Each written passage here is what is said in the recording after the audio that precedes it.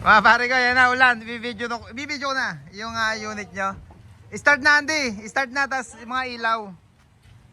Bumper light, bull bar, plate frame, bull bar sa itaas, 5 pirasong fog lamp, 2 forfeit at yung rotating dito sa gawing driver. Ano mga pare? Ayan. Start the engine. Homax ni Bossing Jergon Tracking ng Buena Vista, Santa Maria, Bulacan. Ayun, no? Grabe yun pagka sabahan na yung dideliveran nila. Kitang-kita nila yung kabuuan ng kalsada. Meron ding dim. Ayan, kanina naka-bright tayo, dim at yung blink. Yan yung kagandahan dyan sa mga fog lamp na ginagamit natin.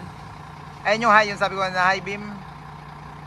Yan, tinuturo lang ni Andy yung mga switches. Pati yung mga palikpik niya, corner panel, nilagyan ng mga ilaw. Eto. Ayan. At dito sa kabila. Siyempre sticker, meron na rin yan na Team Cabisyo Custom Build. Para certified Cabisyo, certified Cabisyo, certified Nahima sa Baluarte. At plate frame, goods na rin. Ayan, switch na lahat yung ilaw. Shadow light, kulay blue. Bumper light, kulay amber or yung yellow natin na ilaw dyan sa bull bar sa ilalim. Nagpayong na ako at naulan na. Ayan, busina. Mamaya na ako sa likod. Sound check ng busina, forfeit. Yan, yung 2 forfeit sa itaas. Andy, pitik ba nga forfeit? Yung stock, yan, yung stock. Grabe yung forfeit natin na yan. Merong bull bar or merong LED bar din yan kasabay dun sa forfeit na busina. Wiper arm garnish. Ang ganda rin pag meron ng ganyang stainless dyan sa wiper arm natin. Max, mga Cabisyo Alcoa 10 holes. Pinatanggal na ni Bossing Jergon yung steel rim. Pinalitan na natin Alcoa, Japan surplus. At yung side grill 3 liner, 5-star design. Ayan yung kabuuan ng ating side grill. Backstage, stainless din. Ladder sa gawing kanan. At yung LED light dito sa palikpik sa likuran. Gravity. Yung single differential na Howo ni Bossing Jergon or ng Jergon Tracking. Yung Max sa likod. Yan yung Alcoa Max. Hindi na pinalagyan ni Bossing ng hub cover gawa nung nagandahan siya doon sa contrast ng aluminum mags at kulay pula yung buha natin.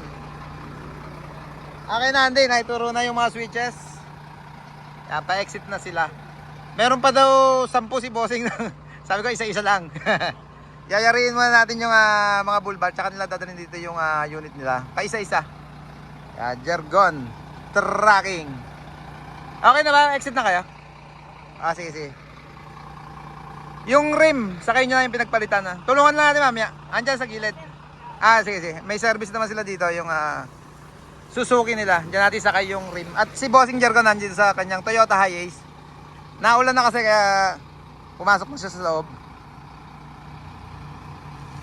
Pa-exit na. Ulitin nga mga Cabisyo, baka gusto nyo magpagawa din ng mga tractor head nyo. Tawag lang kayo sa number na naka-plus sa screen natin para sa inquiries and schedule. Ganda na.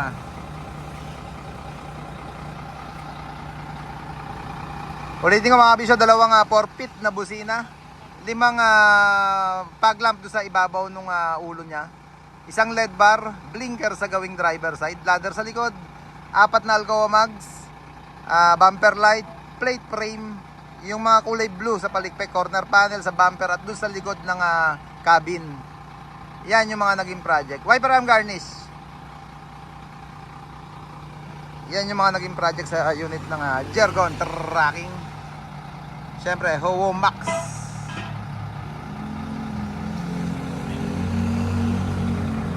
Naka-set tayo sa dim light mode doon sa kanyang bull bar sa ibabaw. Shadow light, siyempre yung LED light yung ginagamit natin niya para maganda yung underglow. Side grill 3 liner, backstage na stainless, at sabi ko nga yung ladder sa likuran. Ayan na, exit na yata. Dito muna ako, pwesto na tayo.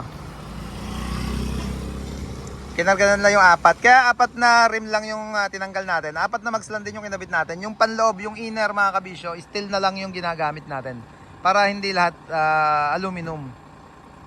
May bakal pa rin na pangloob. Ayun na si Bossing Jerko natin. Nakanda na siya. Sir, thank you. Thank you, sir. Salamat. At pa-exit na rin yung kanilang tractor head. Ayan na. Tandali, pre. Mong, abante ka muna. Para smooth tayo. Ayan. Thank you.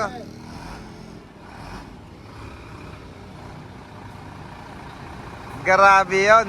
Jergon Trucking. Powered by Homax.